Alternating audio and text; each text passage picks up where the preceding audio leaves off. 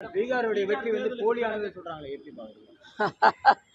பட்டவர்த்தனமா மக்கள் ஓட்டு போட்டு இத்தனை கோடி பேர் ஓட்டு போட்டிருக்காங்க, இத்தனை பேர் வெற்றி பெற்று நான் கேட்கிறேன். 40 உங்களுக்கு வரும்பொழுது உடனே வாக்காளர் மெஷின் நல்லா வேலை செஞ்சிருது, எல்லாமே நல்லா இருக்கு, எந்த பிரச்சனையும் இல்லை. ஆனா பாஜக வெற்றி பெற்றா மட்டும் அது போலி ஆயிடுதா? ஆக நீங்க காலியாக போறீங்க, அதுதான் போலி போலின்னு சொல்லிட்டு இருக்கீங்க.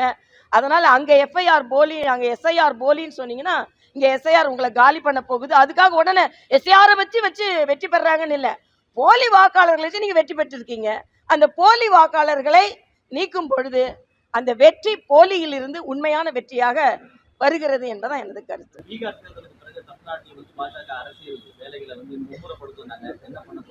நாங்க இப்போ மும்முரப்படுத்திக்கிட்டு தான் இருக்கோம். பீகார் தேர்தலுக்கு பின்னால் இல்லை, ஏற்கனவே நாங்க எல்லா இடத்திற்கும் சட்டமன்ற உறுப்பினர்கள் பொறுப்பாளர்கள் போட்டாச்சு, பணி நடந்து கொண்டு இருக்கிறது. இன்னைக்கு மரியாதைக்குரிய பாரத பிரதமர் கூட்டணி கட்சி தலைவர்கள் எல்லாம் கூட வரவேற்க இருக்கிறார்கள். ஒரு நல்ல திருப்பம். உண்மையிலேயே பாரத பிரதமர் பீகாருக்குல இருந்து வெற்றியோடு இங்கே வருகிறார். அந்த வெற்றி இங்கும் பிரதிபலிக்கும் என்பது எனது கருத்து. நன்றி. அந்த லிஸ்ட் எல்லாம் பிஎம் ஆபீஸ் தான் தெரியும், எனக்கு தெரியாது. நான் பிஎம் வரவேற்க போறேன், அவ்வளவு.